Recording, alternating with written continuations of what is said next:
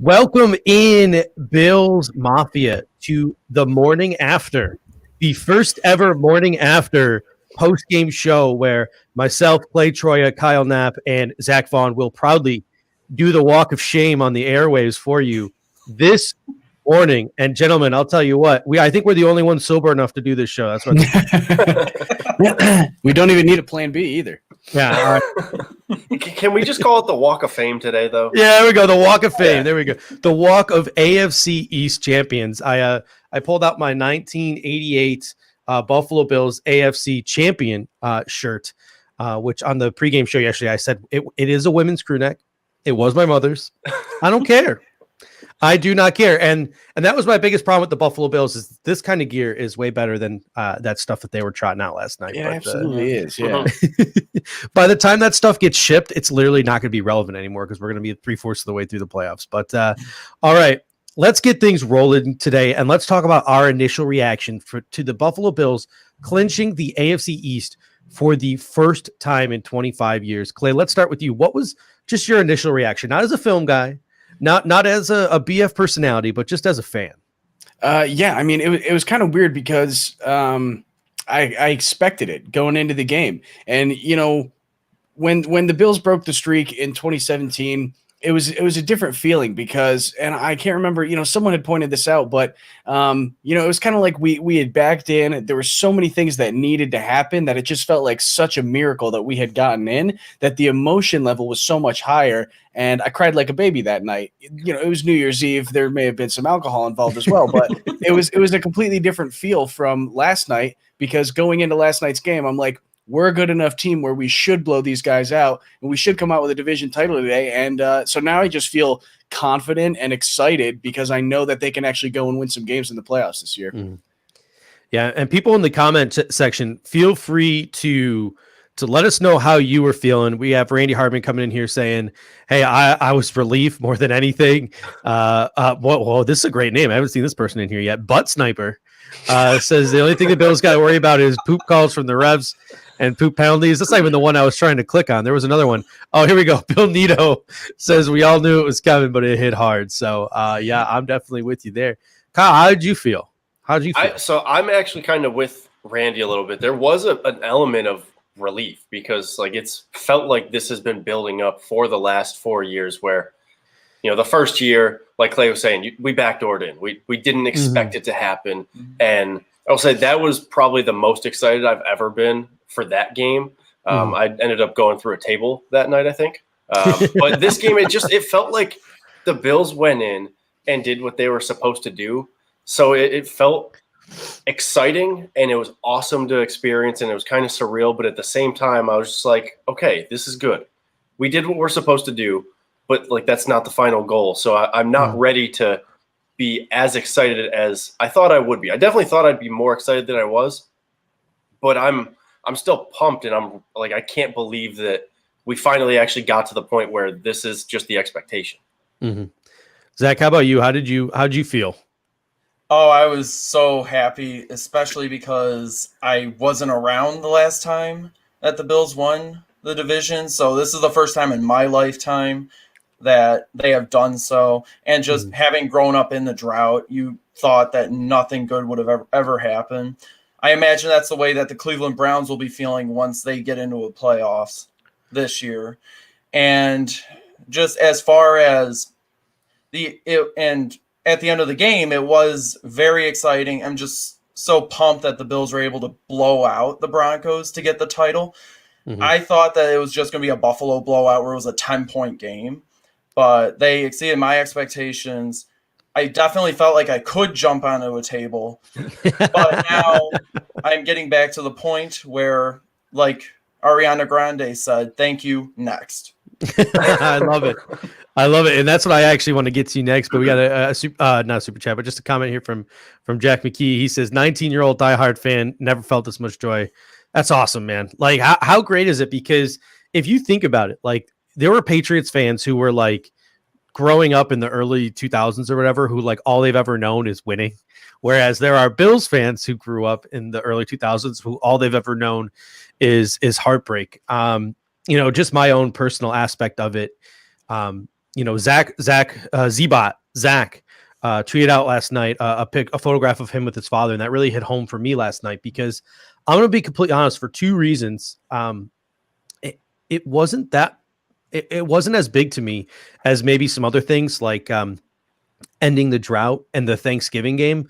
And I think a lot of that has to do with the fact that I was kind of stuck in Phoenix, Arizona this year. And one of, my best friend and the biggest Bills fan I know, my father, was 3,000 miles away. So it was tough for me yesterday, but it's still an awesome, surreal feeling. And the other thing, like you said, it's like, thank you. Next, like I'm wearing my AFC East champion shirt today. I'm wearing my AFC champion shirt because the job's not done. And I was really glad in the locker room to see our QB1 had this to say. This hat's fine and dandy. This hat and shirt's fine and dandy. But I'm the one that says Super Bowl champ. Don't you just want to run through a brick wall when you see something like that? Like, that is why that dude deserves every key to the city. He deserves the key to all of our homes. Whatever he wants, you just give it to him at this point. But big picture, what are the expectations for this team? Like, is it okay if this is the peak, or do we expect more than this, Clay? It's no, this isn't the peak, and it shouldn't be the peak. The Bills have made the playoffs, 2 times previously. The past 3 years, the Bills have made the playoffs twice, and they haven't won a game yet. That's the next step. But I think this year, the expectation should be even higher. Last year, going into the playoffs, we won 10 games, but the schedule strength was so much weaker than what we've had this year. The Bills have played so many good quality teams this year. I think they've played 4 teams with a top 10 passing defense, and I think they beat all of them. The expectation should be not just win. They should get to the AFC Championship, and I would call that a successful season. As long as they get there, I think then that would be a success. That's really what the goal should be at the very least for this team. Rick James coming in saying, even our wives judge. Listen, I'm not one to judge, even though I'm a judge, I'm not one to judge anything you and your wife and Josh Allen consensually decide to do within the confines of your own home. So that is the one thing I won't judge you for, being the judge here. So Rick, that's really up to you, and that's a family decision. That's a family decision. So I've seen some people's Twitter names that have pushed that idea also, which is interesting. Yes, I've definitely seen that out there. Zach, how are you? What is your thoughts for the big picture of this Buffalo Bills team? Well, I think this year what the Bills have shown is that time and again they're breaking those barriers that keep getting in their way. Like, they won the division. They've been winning primetime games. They're competing with the top teams. And I agree with Clay in that AFC Championship is probably the next level to get to. Well, I mean, obviously before that, you got to win a playoff game. So there's that, then AFC Championship, and then ultimately the prize on up top. And with the way they're playing this season, I just have this feeling this is a different team. Last year, they wouldn't have been able to score a touchdown after getting 30 yards in penalties, let alone to a receiver who was playing primarily special teams for him. And to overcome all of that, I agree that conference championship is the next expectation. What about you, Kyle? What are your expectations? First of all, that's a badass dog right there. And that is a pimp move right there, to just put like the giant dog on your lap. I want to hear his opinion before you. I want to hear what your dog thinks.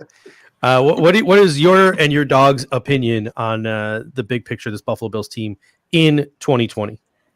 I think that the biggest thing is that this isn't the end. If this is the pinnacle of the season, then I think that we as Bills fans would actually be disappointed because of how talented we've seen this team be.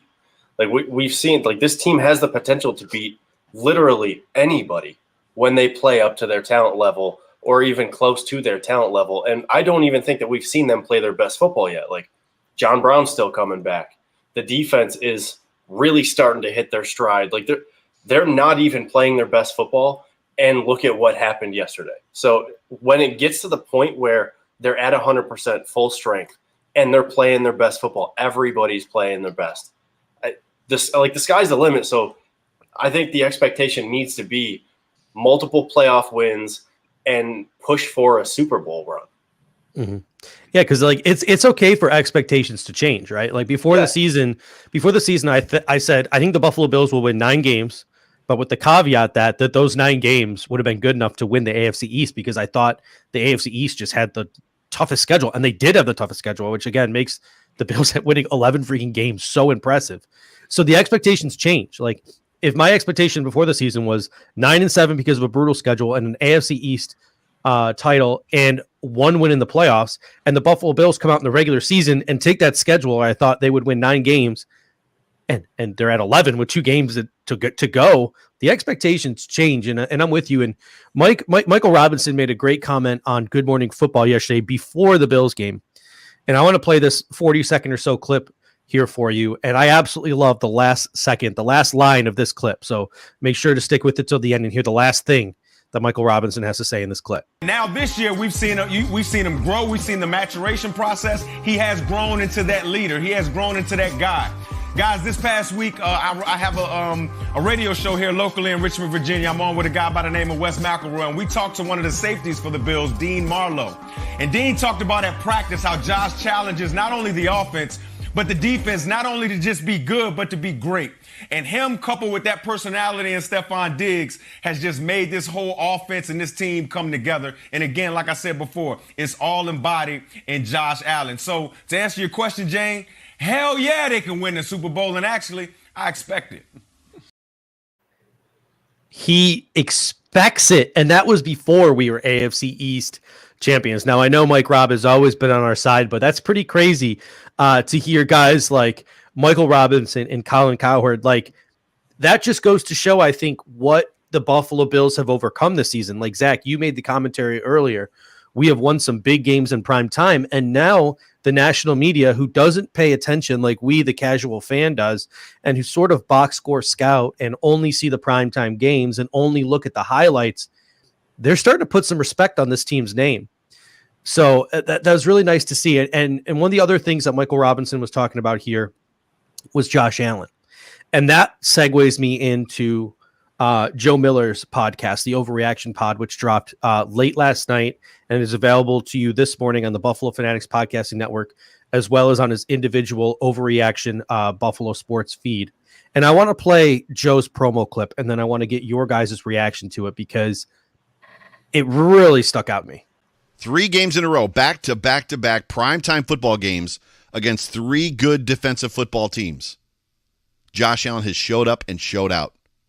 In those 3 games on primetime television, Josh Allen is, 84 for 123 at 68% completions, 972 yards, 10 total touchdowns, and 1 interception. If you're looking for an MVP, I don't know how much farther you need to look than coming through from your team when it matters. Coming through from your team when all the pieces are beginning to be put together. Coming through from your team when the playoffs are on the line, when the division title is on the line, when you are under primetime lights on the national stage every single week. Ladies and gentlemen, I give you Josh Allen.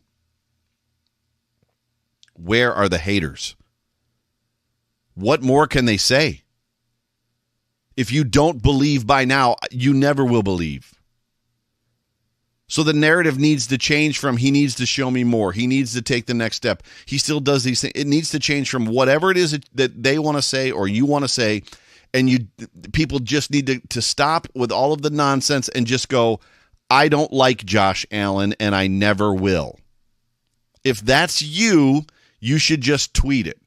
I don't like Josh Allen and I never will. At least then we know where we're working from when we're talking to you.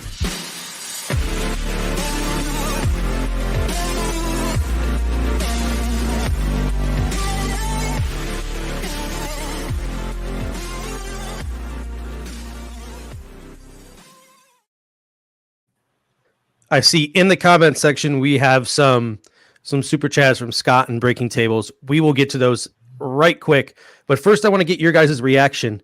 What do you say to the people who still doubt Josh Allen, the Nick Wrights and the Jeff Schwartzes of the world? Kyle, I'll start with you. We can throw Bomani Jones in there too. Actually, I said something very similar on my podcast on Friday. Ironically enough, like, look, there's just guys who they're clearly doing this because they either don't like him or they want to use it for clicks, because we know Bills Mafia, we can get a little riled up. I will get in on that myself. And when somebody says something we don't like, we're going to give them the clicks on it. And so there are just guys like, look, there's guys who aren't going to like him, and that's fine. You don't have to like him. You can just be wrong, but just straight up say you don't like him, and we can accept that and move on. There's just guys who aren't going to change their mind. That, like, it is what it is, and it's frustrating. But when you see all of the people who have changed their mind, who have come around, that's a really big deal to me, to see how many people were like, hey, hand up, I was wrong. I definitely said the wrong things about him at the beginning of his career. I've been wrong about him earlier this season. And to Joe's point, he is showing out week in and week out, especially on primetime. I just don't see how there can be any more actual haters. I think they're just, personally, I think they're doing it for clicks. Yeah, Josh Clark coming in and saying, like, Hasselbeck said, and I'm assuming this was on the ESPN pregame show this morning, Allen is just as good as Mahomes right now. Chris Sims came out last night and said, listen, he's in a tier with Mahomes and Rodgers. A bunch of national guys are finally starting to put Josh Allen not in the top 10 of quarterbacks, or not like, well, you know, he proves it a little bit more and he has the potential to be Patrick Mahomes. People are putting him in that Patrick Mahomes sort of tier right now. Zach, do you think he deserves it? And what else do you think about the national media hate? Oh, Josh Allen definitely deserves it. He deserves it. He has gone out there time and again this year, broken all those barriers that everyone sets, and then they move the goalposts, and he's broken those too. At this point, he's basically thrown the football all the way through and out of the stadium on those goalposts. And going back to the original premise about the haters and whatnot, I want to circle back to what Sal Capaccio tweeted out. I think it was after the first 4 games, where he said that the Bills' offense was kind of like that scene in Gladiator when Russell Crowe defeats all those people in the arena, throws his sword, and says, "Are you not entertained?" Well, that's my message to all those haters out there. Are you not entertained? Like, you cannot tell me that Allen doing all that stuff, throwing those dimes week in and week out, running all over the field, doing the things that everyone says that only Mahomes can do. Well, not anymore. But also just the fact that he is in the MVP conversation. Nice. Clay, what are your thoughts on where Josh Allen ranks in the hierarchy of quarterbacks? I mean, as Adam Shine would say, my guy Josh Allen, heard about it. He has arrived as a quarterback. Watching, and when you watch the film on Josh Allen, if you look back to last year, there's still a little bit of panic. There's still a little bit of, uncomfortability in the pocket sometimes when he's back there. Last night, I didn't see any of that at any point in the game. Every drop back, he was comfortable. Even if his first read wasn't there, his second read wasn't there, he was calm. His eyes were moving around. His legs were active. He's doing full and complete quarterback performances at this point. It's unrefutable that he is playing. He's at that top tier with Mahomes and with Rodgers. Wilson as well is at that level, I would say, where they're making all the throws they need to make. They're comfortable in the pocket. They know what needs to happen. Those are the top tier guys, and Allen's included in that conversation. Yeah, it's speaking of not caving under pressure. I think he had 10 touchdowns on one drive. Like, they were all called back by. So we're going to get to that in a little. Does he lead the league in touchdowns called back this year? Like, he might. He's had 7 or 8 of them. Actually, touchdown pass that got called back. We're going to have one segment today, I think. We're going to have one segment today that is like even remotely negative, and it's going to be about red zone execution, and we'll get there. But first, Scott, I apologize for the wait, my man. You caught me like right in the middle of a video promo and then a segue, so I do apologize. But Scott coming in, and then we'll get to breaking tables. He says Sean McDermott said that I believe he means Diggs got injured in the second half. He said it was a foot injury, but it wasn't that serious. I say rest him the next 2 games and have him ready for the postseason. And that brings up a really interesting point. We're AFC East champions. I doubt the Titans can catch us, really, depending on what happens this weekend for the 3 seed, even though they do have, actually, I take it back, because they do have the tiebreaker. I haven't really looked at the Titans schedule.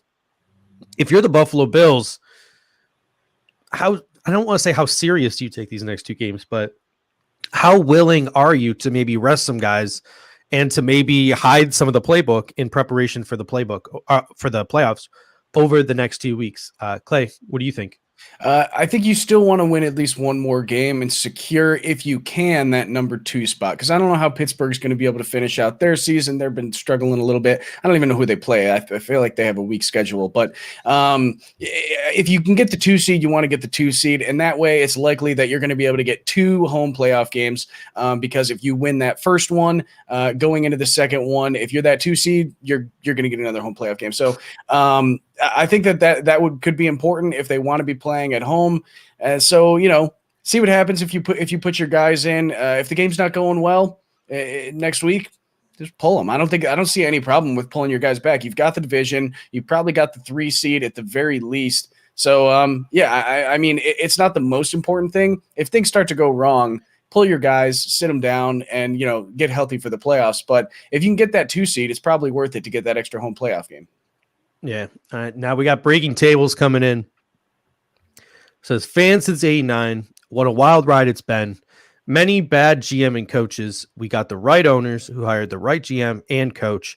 It all starts from the top 2 down to the players. Go Bills. And yeah, I mean, listen, I have my issues with the Pegulas and some of the decisions that the Pegulas have made over the years. But, when you make a decision as good as the decision they made in Sean McDermott, I guess that makes up for a lot of the things maybe that they did wrong. So hopefully, that continues. But what do you guys think? Like, who is the person to sort of give the most credit for the success of this franchise too? Zach, I'll start with you.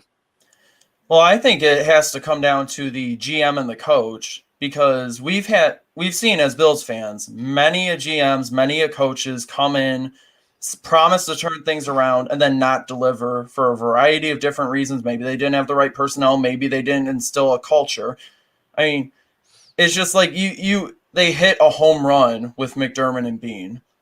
And obviously McDermott knows how to motivate his guys. We saw that video a few weeks back of him like running down the sidelines, making fans want to jump through brick walls for him. And like you had mentioned earlier, Josh Allen is also a leader. So I would also say that you even have the players espousing that culture right down the line and making you want to go through hell with them. Pardon my language. But so I would say, to sum up, I would say it's the coach on down. Obviously, the owners are the ones who write the paychecks, but I would say the coach and the GM are the ones who ultimately made it possible. Kyle, I got a question for you because Milo's asked it about 4 times in the chat here. You're the fantasy guy. Should he start Kiki QT or Darius Slayton today? Oh boy. Okay. I'll be honest. I haven't actually prepped very much for fantasy. I am. Well, let's look at the matchups. Let's look at the matchups. You got to give me a second to pull up the matchups here. So we got the Giants, who are facing the Cleveland Browns, and the Houston Texans, who are going up against the Indianapolis Colts. I'd say start Slayton. I think Slayton will get more targets. Real quick, I'm just double checking. As long as Daniel Jones is playing, then you start Slayton. Yeah. Because the Browns don't have a good they have good players in their secondary, but they haven't actually put it together to play well together. So roll with Slayton. All right. So Kyle, now that we got that out of the way, who do you think should get the most credit for the success of the Buffalo Bills over the past 3 to 5 years? I mean, I think it's a 50-50 split between McDermott and Bean. I think it's much easier to say that ownership is successful for team failures than team successes, because they could put in policies that end up negatively affecting a team, but they're not the ones who are affecting the day-to-day operations of the team. They're not the ones who are affecting the decisions of player personnel a lot of times. So when it comes down to it, like who has the most impact on this team, it's McDermott and it's Bean. It's the players they've brought in together. It's the culture they've instilled, whether it's with the employees of the organization, like the actual front office, or the players, how everybody kind of seems like they all like literally love each other. Like they just want to be around each other. They would do whatever they can for each other. It starts with those two, and then it is the trickle down effect from there. We got Scott coming in with the super chat. I always appreciate you, Scott. He says, I gave credit to Brandon Beane going out and getting Stephon Diggs. I think he's been a difference maker for Josh Allen, and he can make those big plays. He's definitely a deep threat, and you can put them anywhere on the field. And that's a great question, Clay. And I'm gonna bring that to you. Yeah. Should Beane get maybe more of the credit than McDermott? Because I almost feel like Stephon Diggs was the guy that really put this thing over the top. I don't think you can give one more credit than the other. It's such a, they both have different jobs and they both execute their jobs at a high level. So I think you have to give them both credit. And you have to give them both equal credit, because without Beane, the personnel is not going to be there. And maybe you could give McDermott a little more credit, because I'm sure that they consult each other, and Beane will probably come up to McDermott and say, well, these guys are who's available. Is there anyone that you think would fit into the system that I can go get? But he still has to go get those guys. And with a Stephon Diggs, you go out, you get a number one wide receiver. That's fantastic. Now he has to fit into the scheme, fit into the culture, play the game, and be coached. And that's Sean McDermott. So it is a very kind of it's a shared. It's a shared recognition, really, for both of those guys, because they're both doing a fantastic job. And I mean, as everyone said, those are the two guys, really. And when you think back to before those two guys came in, it was a completely different team. There's one player remaining from the pre-McDermott and Beane era, and it's Jerry Hughes. That's the only guy that's left on the roster who was there when they got here. They came in and they completely overhauled the entire franchise to be what they want it to be, and they've been successful doing it. So I think those are the two guys. Give a little bit of credit to ownership, because they did hire the right guys, whether it was luck or not. They put the right guys in the situation, and then those guys went out and they did what they had to do to make a good team. Yeah, and I think one of the more underrated aspects of what Sean McDermott did when he came in here is when he was first hired, he went out and he had to go find an offensive coordinator. He is a defensive coach. He had to find an offensive coordinator. Nobody wanted the job. No one. He had to hire Rico Dennison, whose players were openly laughing at him, like as he was calling plays, because he was calling it from a JV playbook. Like that is who our offensive coordinator was 3 years ago. And Sean McDermott was able to take that team and somehow get them into the playoffs and put enough respect on their name to go out and be able to go out and find an offensive coordinator with a pulse that would want to come in here and lead this team and lead this offense. And we've seen what Brian Daboll has done over the last 3 years. So kudos to Sean McDermott, because if the Buffalo Bills didn't have that year one success, if we didn't squeak into the playoffs and get into that wild card game, this offense may never have turned it around, because I don't know if Sean McDermott could have convinced a legitimate offensive mind to come to Buffalo and coordinate this offense. So again, I think that's an underrated thing to give Sean McDermott some credit for. I see we have another super chat coming in. I'm sorry, I'm so far behind on the comments today. We got Breaking Tables coming in here saying, Diggs has been a beast all season, but let's show some love to Beasley, who's going to have over 1,000 yards this season. Very underrated receiver. And thank you, Breaking Tables, for that segue, because the next conversation I want to have is about Stephon Diggs and Cole Beasley and just the job that they are doing. And I want to throw John Brown in the mix too, even though John Brown has become invisible. And I don't know, are you guys big Sabres fans at all? Zach, Clay, Kyle? A little bit? Yes, I don't know anything about hockey, though. Well, I came up with an analogy, and I want to know what you guys think about this analogy, because even if you don't know hockey, I think that you might be able to sort of piece this together and understand where I'm going with. But when the Buffalo Bills went out and they got Micah Hyde and Jordan Poyer, I kind of felt like that was like when the Buffalo Sabres went and landed like Chris Drury. And then when they went out two off seasons later and landed John Brown and Cole Beasley, it kind of felt like they were adding Danny Briere. It almost feels like the combination of these four players were sort of the culture changers that the Chris Drurys and the Danny Brieres were. I don't know if I'm grasping at straws here. But that's the analogy that I'm making. Down. Did any of you guys maybe agree with that or think I'm just a crazy person? I actually have some memories of those years because my relatives are Sabres fans. So I understand what you're saying. I actually do agree with that. If you have those foundational pieces that are going to be a part of what sets the culture and brings in that higher talent level, that ends up being what can catapult you to end up getting better players and building a better team. Yeah, I like that. So DK coming in saying, I can't believe we've gotten this far into the show and not mention this. DK says, Tasker's video narration got me hard. Diggs is a top 3 receiver. Beasley is a top 35 receiver. Pats suck. Go Bills. Chug beers. I love it, DK. And somebody in the comments section brought it up earlier, and that's what I want to flip to next. Patriots, Dolphins today. We're rooting for the Patriots, right? Because we want to end their playoff hopes next week on prime time. Do we agree? What do you think, Clay?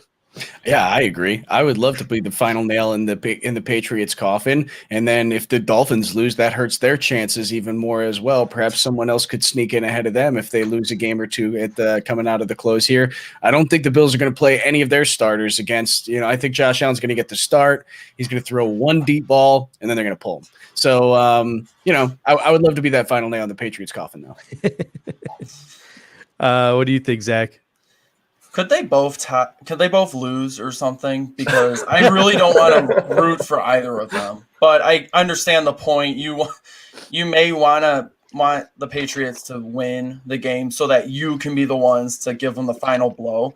I've been kind of saying the last couple of weeks that the Patriots are basically that one scene from Monty Python and the Holy Grail where the guy's bringing around the cart full of dead people saying, "Bring out your dead." And the one guy has the guy over his shoulder. The Patriots are that guy on the shoulder saying, "I'm not dead yet." But I obviously think we all want the Bills to be the one that clubs the guy on the head and puts him on the cart. But yeah, I don't know, Kyle. It would be so sweet to be able to knock them out in their home stadium. What do you think? Yeah, I think it's like if there's one week where you should be rooting for the Patriots, it's this week, and it's because of selfish interest. It's not because you actually want to root for the Patriots. It's because we want to be the team that does it. We don't want the Dolphins to be the team that does it. So, yeah, root for the Patriots. It negatively impacts the Dolphins, and then it gives the Bills a chance to be that team against the Patriots to just put them in the coffin and bury them next week. So, yeah, you got to root for the Patriots this week. All right. So I got a question for you guys because there was a tweet from, I believe it was Josh Reed, and he was talking about Sean McDermott in the postgame. And Sean McDermott in the postgame is like, listen, I want to thank guys like Kyle Williams. I want to thank guys like Eric Wood, Lorenzo Alexander. They built this foundation, but now we got to go make our own history. So my question to you guys is, with all the success that we've had this season, the celebrations that we're having this weekend, having this debate about putting the final nail in the Patriots' coffin, what is one player from the Drought era that you would like to put on this team so they could have celebrated this victory and gotten to taste an AFC East title on an active roster for the Buffalo Bills? Clay, I'll start with you. That's a good question. My answer might be Kyle Williams, and that's because it hasn't been so much of a problem now. We've seen Ed Oliver, even Vernon Butler, Harrison Phillips. Those guys have all been stepping up and playing pretty good football down in the trenches there at this point in the season. But earlier on, they definitely struggled to kind of, establish that, that center, that center of the defensive line where you're able to take on double teams and you're able to kind of fire people up. Kyle Williams also, by the way, gives some of the best pregame speeches. I know Josh has kind of taken over for the, in the tunnel there. He's usually pretty brief, but he'll get his guys fired up really quick. But Kyle Williams, a natural leader, a veteran guy, someone that everyone wants to play for and wants to win for. I think if he was on the team, it just gives that extra little bit of spark, extra motivation. Fred Jackson's a good one too, actually. Oh, here we go. Hard count specialist. How about you, Kyle? Who do you think? Who would you put on this roster so they could achieve the same success that these Buffalo Bills have achieved? So I think this is it's if you just pick Kyle Williams, I think that's an easy answer, and I think that's probably everybody's first answer because that's the right answer. But seeing as Clay went with that already, I'm going to take this a different route because I want to say first and foremost, I have so much respect for all of the former Bills players who were on the teams during the drought, who still, whether they had bad endings in Buffalo or great endings in Buffalo, they still rep the Bills hard. All on social media, they go to games. Guys like Aaron Williams, Stevie Johnson, like those type of guys, I would love to see them be a part of this too. But I think the next best answer is probably Fred Jackson. After that, I'd probably roll with Stevie just because it's my personal favorite from that time. I like that. I like the Aaron Williams. I like the Aaron Williams response because he, on top of not getting to achieve the success with this Buffalo Bills team, that's a guy who could have had a really good career, and his career was cut short due to Jarvis freaking Landry and Hate some that head guy. injuries. Yeah, can never support Jarvis Landry. Zach, what do you think? Who's one player you put on this team? Well, like you've all said, the obvious answer would probably be Kyle Williams. He was that elder statesman. Unfortunately, it just didn't happen. I would say, though, with Stevie Johnson, I don't necessarily think you have to put him on this team because Cole Beasley is a mini Stevie. Let's be honest. But for me, I guess I would go with maybe someone like Aaron Schobel or Lee Evans. Aaron Schobel, I would say, because the pass rush rotation would be so much better if you had that consistent edge rusher. Nothing against Addison or Hughes or Epinesa or Darryl Johnson, but we have been kind of lacking in the pressure department from the front four. And on offense, I would say Lee Evans because holy cow, what would it have been with Josh Allen into Lee Evans? I mean, we all know J.P. Lossman's best games were when he could throw the deep bomb to Lee Evans. But you just take that and put it on steroids with Josh Allen. Yeah, I think this conversation is interesting depending on how you look at it. Are you approaching it based off of who fits? Who do we need to fit in talent-wise? That was also not my intention. Or who do you want, like, just personality-wise? And I think when it comes to, like, who would impact this Bills team the most?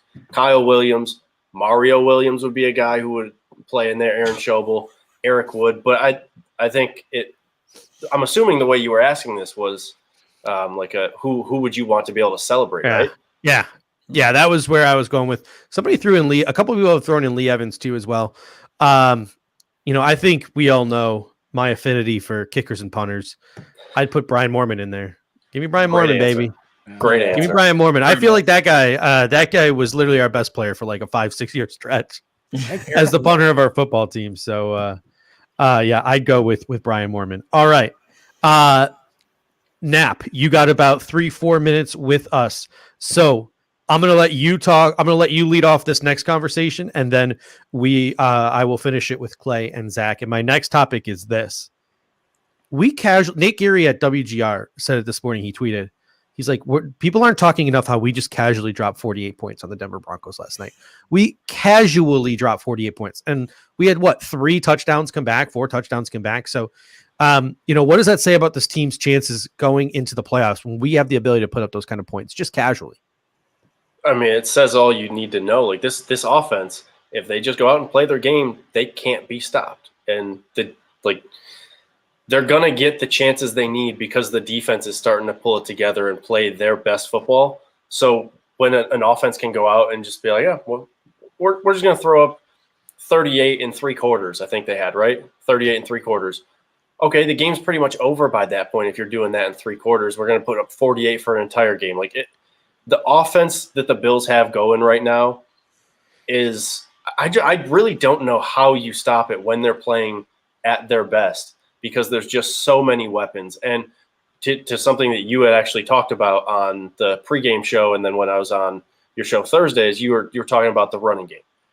And it does feel like, even though if you look at it over the course of the season, the running game hasn't been great. It feels like the Bills are starting to figure out how to situationally run the ball well, for the most part when needed. Like, obviously, there's not going to be every single thing that you need to get from it, but it feels like that's that last piece to this offense that is going to really put them over the top, where not only are they going to be able to score 30, 40 points in a game, but they're going to be able to put you away at the end of the game by running the ball when they need to. So if you can casually put up that many points and then put the game away like the Bills have done this past couple of weeks, I don't know what more you could ask for, to be completely honest. Yeah. All right. So you got to head out. Apparently, you're too good to talk about the Bills for a full hour and a half. I have to go do some Christmas stuff with the girlfriend's family, so they get to see the beautiful trash stash. Woo-hoo-hoo. I love how that you're now going to have that in your Christmas photographs. That just makes me so happy. Christmas photos, driver's license. It's just going to be all wonderful. You're making a sacrifice for Bills Mafia, and we appreciate it. Yeah. All right, Kyle, tell the people where they can find you this week, what you'll be talking about before you head out here. If you have not already, make sure you go, whatever podcast app you use, subscribe to Nap Nose Buffalo. I'll be putting the show out a little earlier. I haven't decided if it's going to be Wednesday or Thursday just yet, but I want to make sure it's out early. That way, if somebody wants to listen to it on the drive to or from their relatives, they're able to. But I'll be talking about this game. I'll go a little bit more in depth of my own thoughts of my likes and dislikes, because there's always things that you can improve on, even if the game was as great as it was. And then obviously there will be a tweet in probably tomorrow that, send in your replies. I want to know your thoughts. I want to know all of your predictions for the game, because I want you guys all to be involved in my show, because I'm just a fan. I just like to give my opinions out, and I love hearing other people's opinions. So go follow Nap Nose Buffalo, subscribe to Nap Nose Buffalo, and get involved with the show. Send me your predictions weekly. Yeah, I already told the fiance. I said, listen, Christmas morning, I want you to wake up early. I want you to sneak over to my side of the bed. I want you to take my phone. I gave her my passcode and everything. I want you to unlock my phone. I want you to set it to Nap Nose Buffalo. I want you to wrap it in a nice little bow, and I want you to put it under the tree for me. So I better have that waiting for me on Christmas morning, Kyle. I promise you my part will be done. We have this really nice old-timey record player, and we like to, on holidays, listen to holiday theme music. I'm thinking that I might just need your podcast on vinyl so I can listen to it on the record player. I think that's going to cost a little bit. We can work a deal out, though, if you want to. You got hats, you got shirts, but you can't get me a vinyl? You got hats, you got shirts, but you can't afford a vinyl? Come on now. All right, Kyle, thank you so much. We really appreciate it. I need you to exit yourself so I can perfectly transition to the new background. So on the count of 3, 3, 2, 1. Go Bills. Look at that beauty of a new background that we have, ladies and gentlemen. Right now, I currently have, as my Twitter avatar, I have Wee Bit of Irish, the famed man who decided to take his shirt off and shave the Bills logo into his chest. And since I have changed that to my Twitter picture, the Buffalo Bills have won 3 straight primetime games, so I can't change it. But boy, did this photograph tempt me to change that photograph. My eyes were wandering. My eyes were definitely wandering. For those of you who might be listening to this on audio version tomorrow or the day after, the photograph is of Steve Tasker standing in Bill Stadium, smoking a stogie, telling people to be ready for these Buffalo Bills. That video, I will tell you what. What was your guys' reaction when you first saw that video, Zach? That video blew my freaking mind. Oh, that was amazing. That was more amazing than the blowout that the Bills had yesterday. That was more amazing than the game. Everything was kind of a blur, but then you see on Twitter, you see on social media that hype video released by the Bills, Steve Tasker's voiceover, starting with the clip from the wild card game last year that we don't really like to talk about, and then going through this season, showing how well they've done.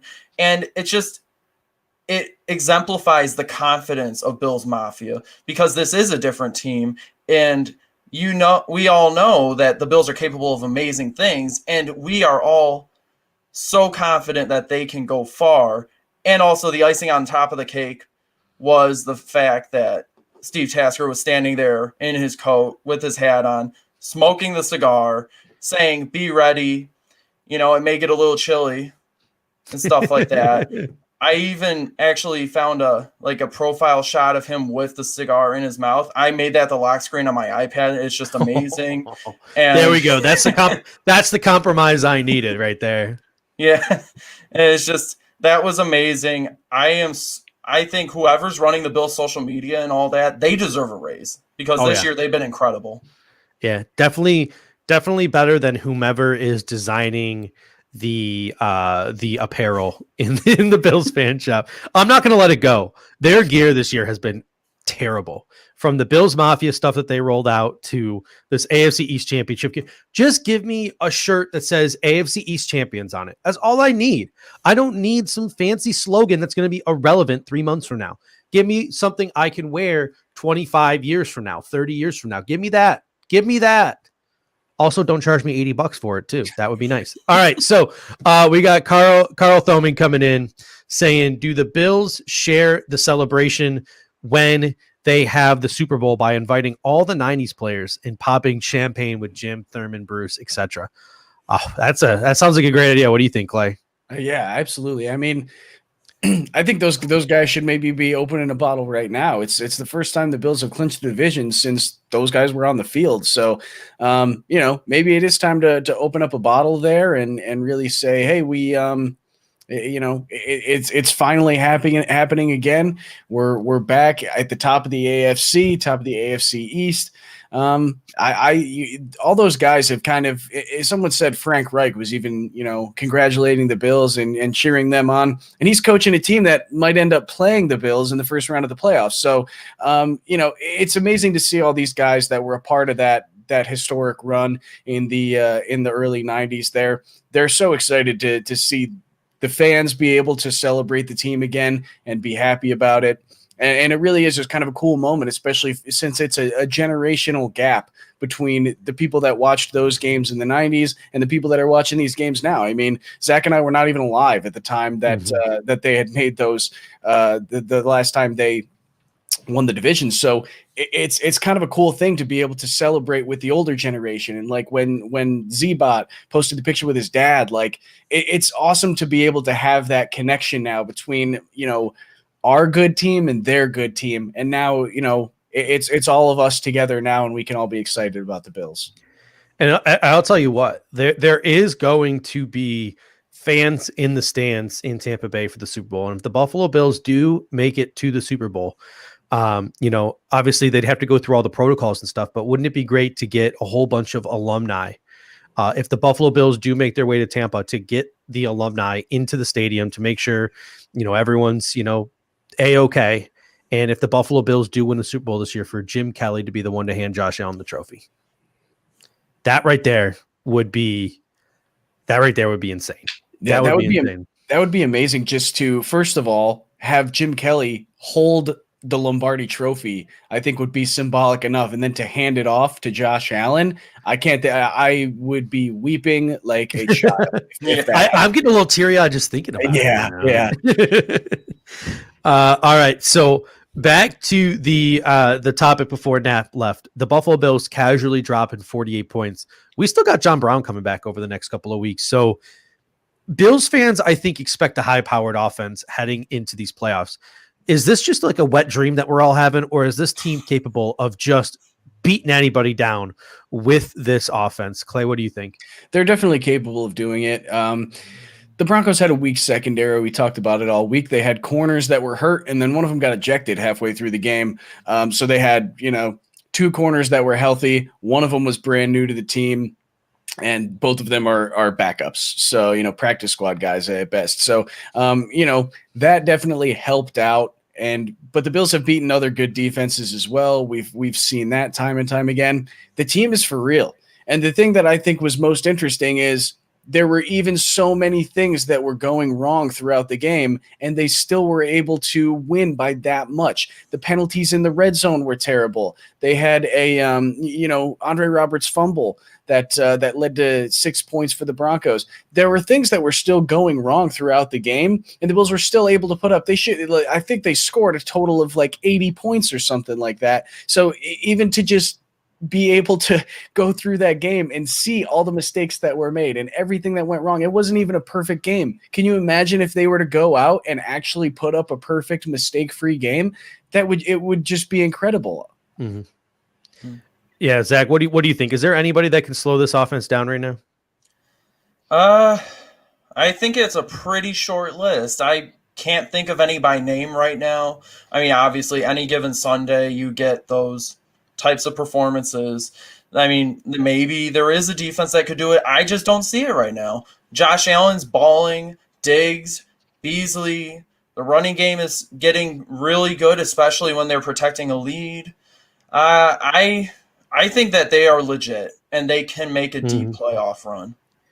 And I love this comment from John here. He says, I saw the Bengals versus Bills AFC championship loss. I saw Browns beat our Bills the next season. I saw our 4 Super Bowl losses and our drought. Let's beat the wheels off of every team in our team's way. I love that comment, but I also like a couple other comments. Nobody can stop the Bills offense, but where was it? The only people that can stop the Bills offense is themselves. Somebody commented that in the comment section, and I agree. We saw it yesterday with the Buffalo Bills. There was a couple of situations in the red zone where it was penalty after penalty after penalty. We saw them with 2nd and goal from the 30-yard line. We had to throw that absolute piss missile to Jake Krumero. Did I say it right finally? Yeah, Kumaro, I think. Kumaro. Touchdown Jesus. Kumaro, touchdown Jesus in the end zone. You saw the touchdown from Devin Singletary come back. You saw a touchdown from Isaiah McKenzie come back. You saw a touchdown from Lee friggin' Smith come back. You saw so many touchdowns come back that our quarterback, his voice started cracking like a teenage boy. Another penalty marker thrown on the far side of the field at the 10.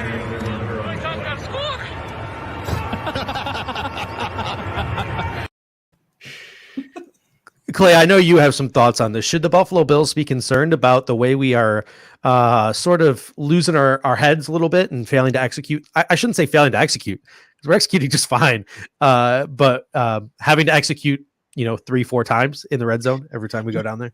Yeah, I don't know what it is. I'm not sure if the refs are just getting more serious once they get into the red zone, or if they're actually committing penalties that are, more egregious and more noticeable.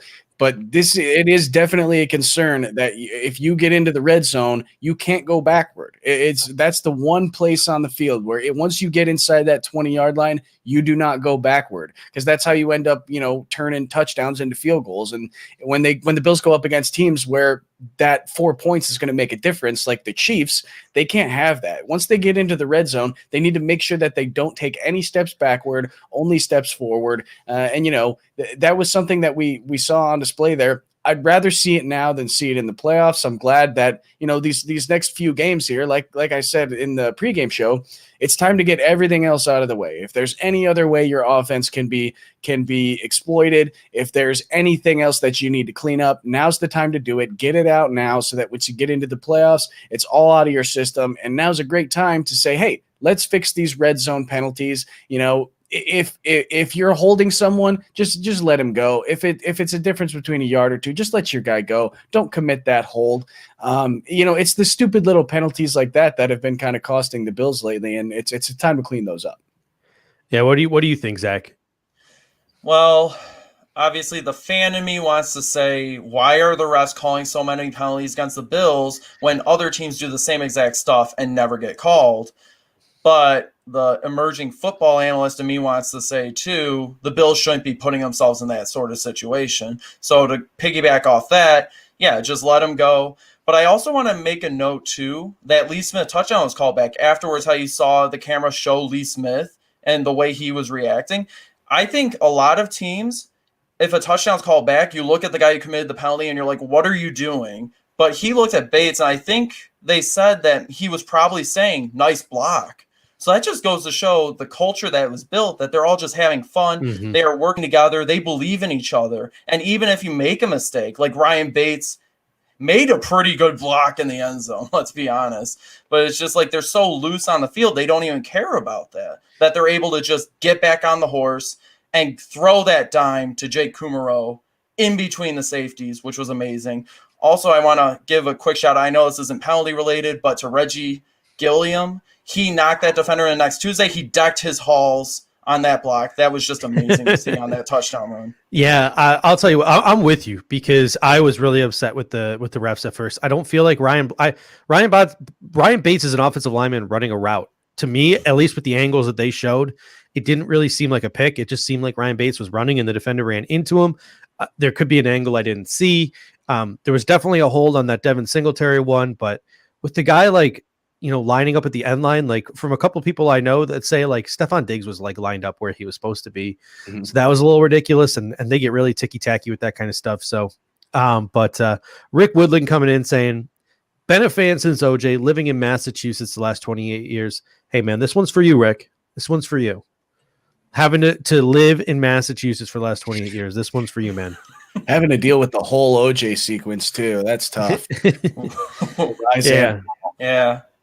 All right. So a couple other things we want to get to. We're going to be here for about another half an hour. The running game. Knapp alluded to it earlier when he said the Bills are figuring out a way to situationally run. But I've really been impressed with the way that Zach Moss is running the football. And I'm starting to think that maybe, as long as Brian Winters doesn't see the field, that this is a football team that could probably run the ball effectively if asked to run the football effectively with a guy like Zach Moss. Clay, what do you think? Yeah, absolutely. Zach Moss, we've seen it twice, 2 weeks in a row now. Game's over, give it to Zach Moss. And he's done a great job. I think it was him who got, it was like a third and long. I can't remember exactly how many yards it was. But they were like, well, we got a crazy lead. Let's just hand it off. And he fought for he got 1 yard easy and then he fought for the rest and he got the first down. He's getting tough yards at the end of games, and that's what you need out of your running back is once you've got the game secured, you give it to your running back and you let him go to work. And that's exactly what Zach Moss has been doing. He's been running the ball hard. We didn't really see a lot of business decisions early in the season, but we're seeing him start to lower that shoulder now and start to really bully guys toward the end of games, which is good to see. And it also makes sense. Zach Moss isn't getting a lot of touches in quarters 1, 2, and 3, so he's still fresh. And then that defense is a little beat up in quarter 4, so he goes out there and he says, you guys better wake up and keep playing because I'm going to come and hit you. Yeah, it almost seems like Devin Singletary is the beginning of the game back, and Zach Moss is sort of that closer. So Zach Moss comes in when the game is over, and Devin Singletary comes in when the game is really, really over to rip off those 50-yarders. What do you think about the running game, the state of the running game right now, Zach? Well, it's definitely anything would have been better than the way it was in the first half of the season, but they are actually doing really well right now. Like they had over 150 yards rushing in that last game. I know a bit of it came in the garbage time, especially on the Singletary touchdown, but it was just impressive to see. And to go back to your point, yeah, Brian Winters, I don't know why he's still on the roster. Like I've been saying for weeks, he's that Monty Python guard who literally lazily says, hey, when Lancelot goes on a killing spree. It's just he shouldn't be anywhere near the field. Honestly, I would say he shouldn't even be in the booth. Just give him a one-way ticket outside the stadium. Make sure he's as far away as possible. And you just gotta keep him away from this because our offensive line is doing so well right now. Again, to refer to one of the penalty plays, that Statue of Liberty not only was an impressive trick play that I haven't heard about since Adrian Pearson was in college, but also it was a great play. I think it would have worked even if Butker wasn't called for the holding. It may not have been a touchdown, but it still would have been effective. Yeah, I mean, that's another thing too that got me super giddy was because when I saw that Statue of Liberty play, my immediate thought went to Boise State. But then after Boise State, my immediate thought went to the Philadelphia Eagles and how creative they got in winning that Super Bowl against the New England Patriots with Nick Foles. And I felt like, hey, Brian Daboll's got that kind of creativity where in a tough game, he can find a way to manufacture points that maybe if your team's having a tough time, wouldn't be able to manufacture. So I got really excited with that. All right. So we got one more thing that I want to talk about here. I only got like 2 more things on my list. So we better stretch these things out because we've got a half hour left to go. But Sean McDermott, Coach of the Year. There have been articles. There have been segments on national media. Coach of the Year. Everyone's talking about Matt LaFleur. Everyone's talking about Sean Payton, Andy Reid. For some reason, they're talking about Joe Judge and Ron Rivera. A lot of Kevin Stefanski talk. I think a guy that's getting buried in this Coach of the Year talk is Sean McDermott.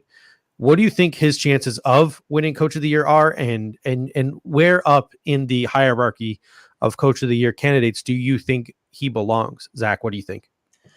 Well, a few weeks ago, I did release a coach power rankings this year, and at the time, it was a bit of a hot take to place him number 2 in the league behind Andy Reid, but now I can say, based on the last 3 or 4 games, I was right.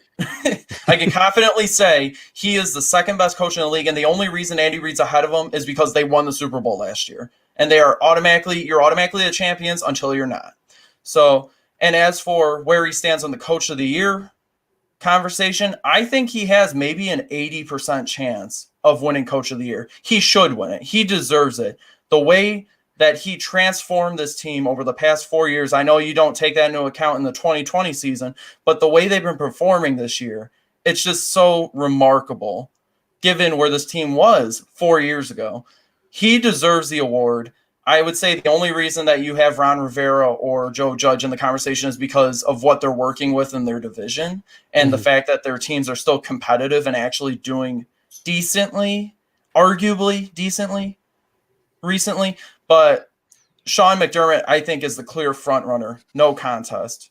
Yeah, you mentioned Judge and Rivera, and Spin 0481 comes in and says McDermott should have won Coach of the Year based on what he did in his first year.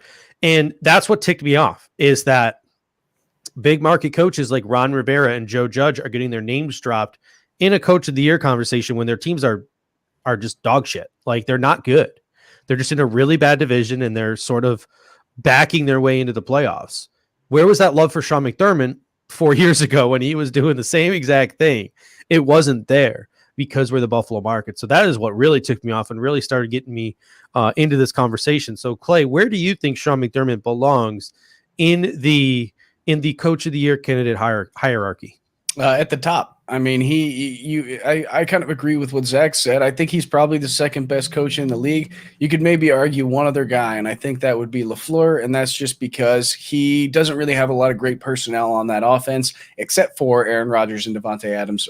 Well, Jones as well. He's pretty solid, but I mean, they don't have a crazy amount of pass catchers or anything like that over there in Green Bay. But when you have Aaron Rodgers, it makes it a lot easier to coach your team. I think Sean McDermott's been due up for one. I think the first year, the only reason that the Bills got into the playoffs in 2017 was because of the defense, which was coached by Sean McDermott. So in his first year at that, and with players that he did not choose to, there were a lot of players on that defense that he didn't handpick. They weren't his guys. He went in, put in his system, and his defense was so good that it got him to the playoffs. So he has been due up for a while.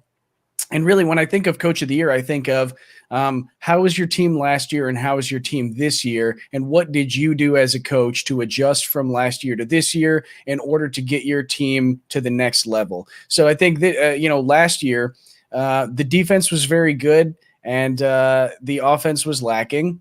This year, it was a little bit of a change where the defense was lacking, but now the defense has caught all the way up. And it is currently a full and complete team, well coached, and even looking at the schedules from last year. Last year was a very easy schedule, and they only got 10 wins. This year, much harder schedule, and they've already got 11 with 2 games left to go. So, if he's not at the top of the list, if he's not in those conversations in the national media, I don't know what they're thinking. I don't know who else could possibly win the award at this point. Yeah, we got Sergio Chavez coming in, my man from down the road, really. I mean, I think he lives about 20 minutes from me. He says, "Morning, boys. Just woke up. Sorry, I'm late. Partied a little too hard yesterday." Sergio is all of us. I have a nice greasy breakfast from the Biscuits Cafe, which is a great restaurant here in Arizona. Sergio, you should check it out. It's going to be delivered right when this show ends. So I'm looking forward to my chicken fried steak when this is all said and done. Mr. Natural coming in saying, "What about Brian Flores?" He's a candidate as well, and I apologize that I missed him because I think he would be sort of in the conversation towards like a Stefanski and stuff. So it's like Stefanski, Flores, McDermott are sort of the newcomers into that conversation. Matt LaFleur is a newcomer into the conversation, and it's guys like Reed and Peyton who are sort of the guys who have always been there. Recency bias for me is what I think should win Sean McDermott this award. First AFC East championship in 25 years. Does it on prime time when it's the only game on other than college football. 3 straight wins in prime time, 3 big statement wins in prime time, to close out the season. I think would make a lot of people forget about the Tennessee game and the Kansas City game earlier in the season. The fact that like we said earlier, I expected this to be a 9-win football team and make the playoffs and be good. There's still 2 games in hand, and we got 11 wins. This is a team that has had no pulse on offense since 1995. Like there was a little bit of a stretch there with like Drew Bledsoe for 1 year, and Stephon Diggs is out here, tearing up the league, and Josh Allen is up here as an MVP candidate. And now that defense is turning it around. To me, if Sean McDermott does not win Coach of the Year, this isn't some homer in me. I will be legitimately upset. Because I just think he's got the best storyline outside of maybe Kevin Stefanski. I think his team is playing the best football in the National Football League right now, and we are sort of accessing a lot of demons this season. So to me, I would be thoroughly, thoroughly upset if Sean McDermott doesn't get it. So speaking of sort of exercising some demons, the Kansas City Chiefs, they beat us in the regular season. We were in the middle of sort of our coronavirus hop around that certain teams have had to deal with this season. The weather was not great. So my question to you guys is, how do we stack up against the Kansas City Chiefs heading into the playoffs? If we have to play them in the AFC Championship game, how do we stack up? Clay, I'll start with you. It's a completely different team on both sides of the ball for the Bills since we saw the Chiefs last time. Because against the Chiefs, they were one game removed from that Titans game, which was already a rescheduled game in itself, which pushed back the Chiefs game even further. And the Titans were the first team to figure out the Buffalo Bills offense. So going after that Titans game, the Bills, who had already been game planning for the Chiefs at that point, so they had already probably had at least 75% of the Chiefs game plan ready to go and installed. And then they played against the Titans and said, "Oh shit, we have to change our game plan." They figured out how to stop what we're doing. So I think the game planning itself was probably really screwed up from all that, and coming off of a game where someone has figured out your offense, because weeks 1 through 4 they were running a very different offense even from what they're running right now, because teams have figured out how to stop that, and that was the most effective I think that they've been as far as their deep passing. So. The Chiefs were able to replicate a lot of what the Titans did, and that is stop the deep ball, keep everything short, keep it in front of you. And Josh Allen Josh Allen and Brian Dable still hadn't quite fully adjusted to it at that point. And then on the other side of the ball, the defense has come around very much as well. Matt Milano is now healthy. We've got a very healthy secondary, and the defensive front is coming along. The linebackers are playing well. I mean, it's a different team, really. I think it would be a very good matchup. I think it'd be a shootout for the most part. And don't forget, go back, watch the highlights from that again. If you've got Game Pass, watch that 45-minute condensed version. The Bills were in the game the whole time. And I think people forget it because the final score wasn't as close as we would have liked to see it. But the Bills were in that Kansas City game for the whole time. It was close.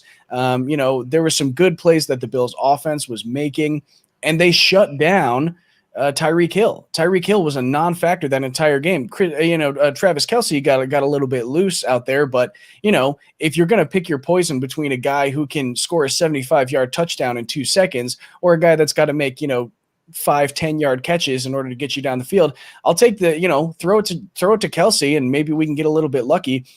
I think the game planning between two great coaches, between McDermott, the defensive head coach, and Andy Reid, the offensive head coach, that's the matchup everyone wants to see. I think that is the AFC championship everyone wants to see, and I really hope they get to see each other in the playoffs again.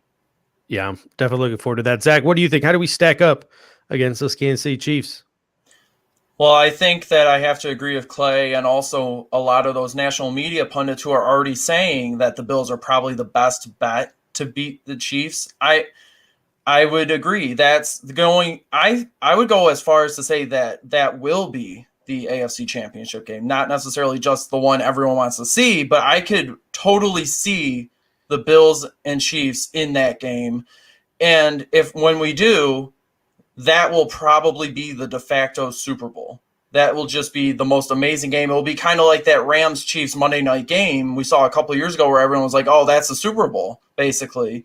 It's the best matchup. I know anything can happen in the playoffs, and it's a one-game thing, and you shouldn't take it for granted getting there. But I think that the Bills are right up there with the Chiefs. They have just as good an offense as the Chiefs do. I would just love to see that matchup, see what happens. Yeah, we got a Ravens Big Trust coming in saying, go Ravens Big Trust. We've got Ravens fans in here. We got Dolphins fans in here. We've got a couple of Steelers fans in here, I think, too. Like we are in people's heads, ladies and gentlemen, here in the Bill Mafia. We are inside the psyche of the NFL community. All right, so you guys both mentioned defense a little bit here. What has this defense done, Clay, over the past 5-6 games to really turn it around? Because to me, it seems like the word aggression comes to mind. It seems like they're being more aggressive. Would you agree with that statement?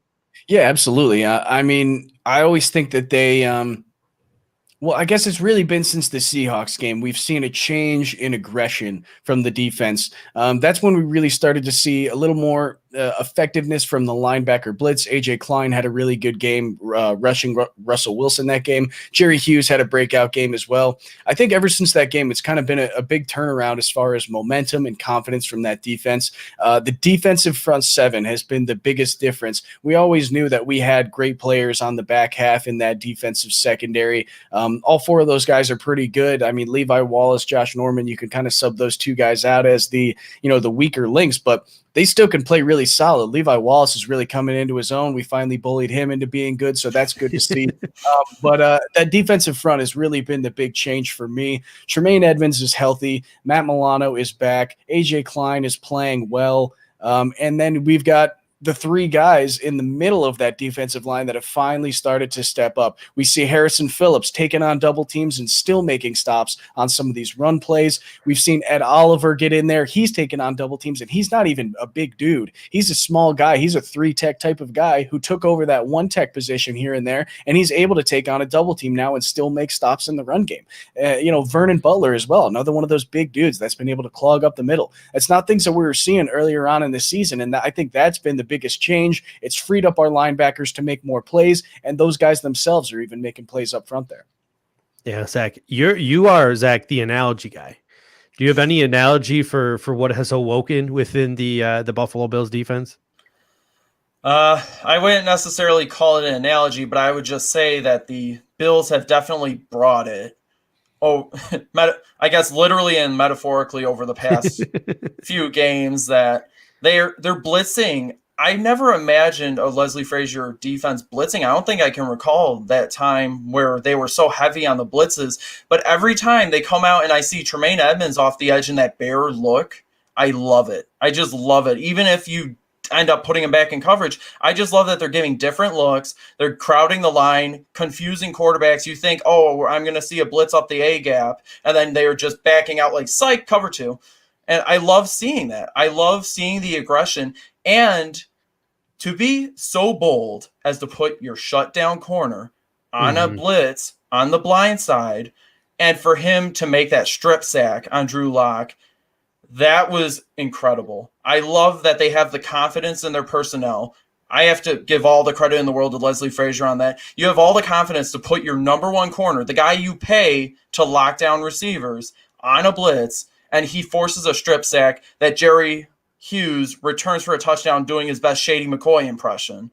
But that was just amazing play calling. I love the aggression. They're definitely going to keep it up, and I look forward to seeing what they do come playoff time. Yeah, I feel like that Trey White play really just embodied the change in the philosophy of this defense and sort of embodied how this defense has made a massive turnaround. Like that play was just, it was epic. Like there's no other way to describe it, from Trey White forcing that strip sack to Jerry Hughes returning that ball. Maybe Jerry Hughes should get some goal line touches, because he looked like, you said he looked like Shady. He looked like Khalil Mack to me. Like I've seen Khalil Mack. When Khalil Mack was at the University of Buffalo, he was a man amongst boys in the MAC. And he made some plays just like Jerry Hughes did last night, where he would pick up a fumble or he would force a strip sack and he would pick up the ball, and just with one hand, he would just run around people. Like Khalil Mack almost single-handedly beat Ohio State University in Columbus. Like that was Jerry Hughes had a Khalil Mack in Columbus, Ohio type of moment. It was great. And I love how Justin Morello, like, you, Clay, mentioned how we bullied A.J. Klein and Levi Wallace into being good. Justin Morello comes in and says, Edmonds is eating because of Oliver and Butler. First of all, shame on people for doubting our main man, Ed Oliver, because he's having a solid season. And two, Vernon Butler was so invisible, we didn't even think to bully him. And he's finally starting to have some good games. Talk about the way the interior of this defensive line is playing right now, Clay. Yeah, so and Vernon Butler again is a guy that we saw him a little bit. He made a couple decent plays against the Titans. He was kind of a bright spot for me against the Titans because he actually made some nice plays where when they didn't double him, he would go out and make the tackle. And that's what you want to see from your interior defensive linemen. And that's what we have started to see, whereas these guys are starting to make the plays when they don't get the double team. And that's exactly what those interior defensive linemen, that's what you need out of your guys there. Aaron Donald has said this before. And by the way, he will likely never see anything but double teams for the rest of his career, as he shouldn't. But if you're a guy like Aaron Donald or Fletcher Cox, your dream is when the ball is snapped and there's only one guy trying to block you, because that means that you won already. And that's what those dominant interior defensive linemen do. You want to be, alone with one guy because you can win, and you want them to double you because that means that you're a problem and it's one less guy that can go block somebody else. That's exactly what the Bills' interior defensive line has been doing for these last few weeks. Harrison Phillips, we've seen a big improvement from him. I've really liked what I've seen where he's been able to eat up those double teams, Kyle Williams style, and really, that aggression is starting to come in. Ed Oliver, man, I don't know what's gotten into him. He must have smelling salts attached to his face mask or something, because he has just been an absolute beast for his size in there at that one tech position. So the guys are just playing really aggressive football. Vernon Butler is a guy that is familiar with the system. He's a former first-round draft pick. He can play football, and he's a big dude. I don't know if you saw the size of his thighs. They had a solo shot of him running to the sideline. I'm like, God, he's just massive. That's the kind of guys you want in the middle of your defensive line, and just go in there, clog it up, create havoc, and that's what they've been doing. It's been really cool to watch. Thick thighs save lives, baby. That's what saves our defense. But you mentioned smelling salts too. Did you see Aaron Rodgers sniffing smelling salts on the sideline of that Panther? No. Weak. Aaron Rodgers sniffs smelling salts like he chugs beers, man. Like, it was weak. All right, gentlemen. A couple people mentioned injuries, and I want you guys to correct me if you think I'm wrong or you've heard any of the latest up-to-date information. Stephon Diggs, it appears to be a minor foot injury. He should be fine. Maybe gets to rest a little bit. Darrell Williams left the game with a groin injury. That's probably the one we got to worry about the most. A groin injury could probably hinder him for upwards of a month, possibly. But he was also on the sidelines to finish off that game. So hopefully it's a minor groin injury. Andre Roberts left with a sore back. I don't think that's too big of a concern. Trey White left with a stinger, returned. Levi Wallace left with a minor ankle injury, returned. Did I get that correct? Did I miss anyone? Am I misinformed about any of the injury information coming out of that game? Sounded right to me. I don't know. All right. No, there's so many little things that happened at the end of the game there. Yeah, I think Darrell Williams is really the only big cause for concern. BFLO Mafia News comes in and said Al Alvarez is a 10 sack tackle if he's not the one tech. I agree to an extent. I think they've been getting him off that one tech a little bit the last couple of weeks. But I think the sacks are going to come for Ed Oliver as he becomes more of a veteran and gets a little craftier. And I think some people just got to realize that sacks aren't the only things that defensive tackles do. And just to cut up a little bit of slack, he's not Aaron Donald. He probably never will be Aaron Donald, and that's okay. So, ladies and gents, we are about 10 minutes left.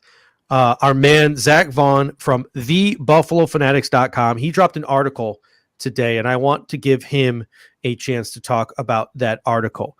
But before he gets a chance to talk about the article, a couple of things. We got Sean Carney coming in saying, made my first purchase from the BF fan shop. And if you haven't already, listen, the BuffaloBills.com is selling that Fanatics garbage. You could literally find some middle schooler on the street and ask him to stitch you some Bills AFC East gear in his home ec class, and he will create a better product for you than the company Fanatics creates. So I just want you to know that before you think about purchasing from BuffaloBills.com.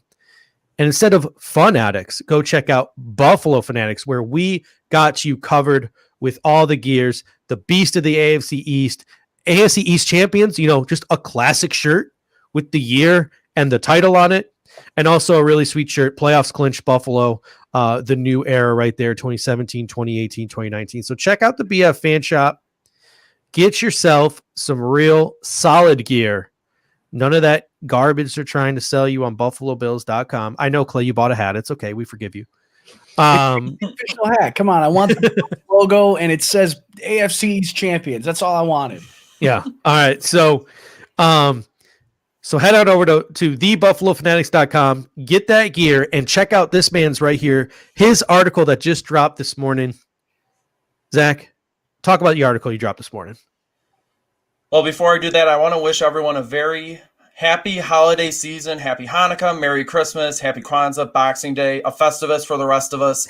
And most importantly, Merry Billsmas, everyone. And you may be wondering what Billsmas is. That's what my article is about. It's basically just that time of year where you have that hope and optimism about the Buffalo Bills. Usually through the drought years, it was like early September, died by week 6. But now it's celebrated in its rightful time of December to mid-February. Knock on wood that it's mid-February is the end date. But anyways, so I penned some Billsmas carols in case you are interested. They are all public domain songs, so I could legally do that. I did also offer some other titles for copyrighted songs. That's why there's only titles in there for some of them. And I just figured that, hey, what better way to celebrate an AFC East championship than with some Billsmas holiday tunes? So go check that out. It dropped this morning on thebuffalofanatics.com, like the Ohio State. And also during the week, check out my individual player profiles, the 2020 Vision Series. And, yep, check them out. And let me know what you think on Twitter at zvaughn2712. It's right there. Sorry, have this wrong side. It's okay. We get it. Yeah, I make that mistake at least once a week. Don't worry about it. All right. So here's my thoughts, Zach, and tell me what you think. I think that what we should do is we should challenge the people to take some of your lyrics and turn them into actual music and to shoot that over to the Buffalo Fanatics. Let's challenge the people to turn some of Zach's Billsmas carols into actual reality. What do you think? I love that idea. In fact, I wouldn't just dare them. I would skip all the way to triple dog dare them. And I would love it. Yeah, we are close. Josh Allen wants you to do it, and you can't say no to Josh Allen. Legally, you can't say no to Josh Allen right now. So, Clay, talk about your work here at the Buffalo Fanatics and what you got cooking for us this week. Yeah, so I do the Counterpoint podcast every week. I talk to a fan reporter, podcaster from the team that we're going to be playing in the next week. Hopefully, I will have a returning guest this week, Patriots fan friend of mine. We went to college together. He's a Rochester native. Hopefully, I can have him back and be able to talk a little shit to him about the Bills finally being on top this year after years of dominance from his team. And I'm sure he'll be able to handle that as well. So come along over there. We'll talk about the matchup a little bit. That is on anywhere you can find a podcast. I've also, follow me over here at Clay Troy on Twitter. And we talk about Bills over there all the time. I'm always tweeting Bills stuff. And I also have some film session stuff, trying to get something out. I want to do something on that defensive front because I've been talking them up a lot. I want to show on film how good they've been doing. So hopefully I can drop something now that we've got a couple bye weeks really here before the playoffs start. All right. So Clay, I actually have a proposition for you because yesterday you had the audacity to wear a Buffalo Bills headband on the pregame show. All right. And you got that like 5 o'clock shadow look going. You got the solid jawline. There's some similarities between you and Dawson Knox. So right now, currently, in order to help the Buffalo Bills win the Super Bowl, Kyle Knapp is growing out a straight up like porn producer stash. Like the man runs a casting couch like no other over there. Kyle Knapp at Knapp Knows Buffalo. I currently have an Avi of a grown man with the Buffalo Bills logo shaved into his chest, and I believe I refer to him affectionately right now as my Messiah. So I think what you need to do in order to help the Buffalo Bills win the Super Bowl is you need to grow the hair out, get yourself a nice little perm, and rock that headband permanently. What do you think? We'll do this. If the Bills, I don't know if I want to do AFC Championship or Super Bowl. Which one should I do? I don't know. I feel like if AFC Championship, because you need to be rocking it for the Super Bowl. Okay.